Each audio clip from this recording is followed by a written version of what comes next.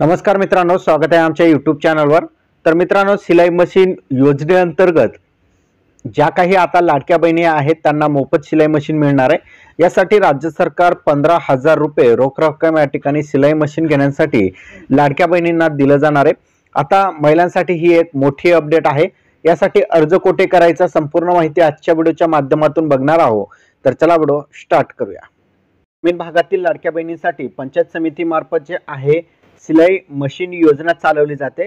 या अंतर्गत जे काही महिला ग्रामीण भागातील रहिवासी आहेत ज्यांचं वय 20 ते 40 वय दरम्यान आहे आणि वार्षिक कुटुंबाचे जे वार्षिक उत्पन्न आहे ते 2.5 लाखापेक्षा कमी असावे, असे जे काही महिला वर्ग आहेत त्यांच्या खात्यामध्ये आता जे आहेत 15,000 रुपयांचे या ठिकाणी जे आहेत सिलाई मशीनसाठी मिळणार आहे। फक्त त्यासाठी जे आहे शिवणकाम प्रशिक्षण प्रमाणपत्र हे तुमच्याकडे असणे गरजेचे आहे।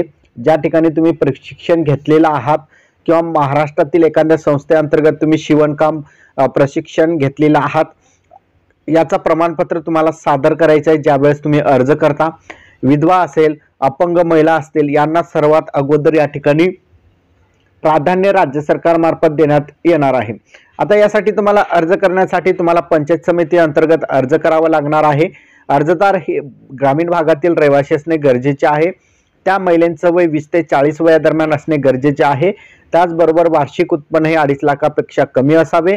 शिवणकाम प्रशिक्षणाचे प्रमाणपत्र आवश्यक आहे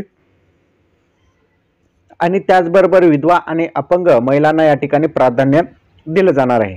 ज्यासाठी तुम्हाला पंचायत समितीमध्ये जायचं आहे, त्या ठिकाणी सिलाई मशीन योजनेचा तुम्हाला फॉर्म घ्यायचा आहे आणि फॉर्म घेतल्यानंतर तो फॉर्म जशास तसं भरून द्यायचा आहे आणि त्यामध्ये तुम्हाला शिवणकाम प्रशिक्षण असल्याचं प्रमाणपत्र जोडायचं आहे आणि उत्पन्नाचं प्रमाणपत्र जोडायचं आहे। जर तुम्ही अपंग महिला असाल तर तुम्ही अपंग प्रमाणपत्र सुद्धा जोडू शकता।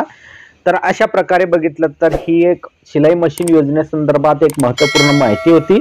माहिती कशी वाटली कमेंटमध्ये नक्की सांगा। धन्यवाद।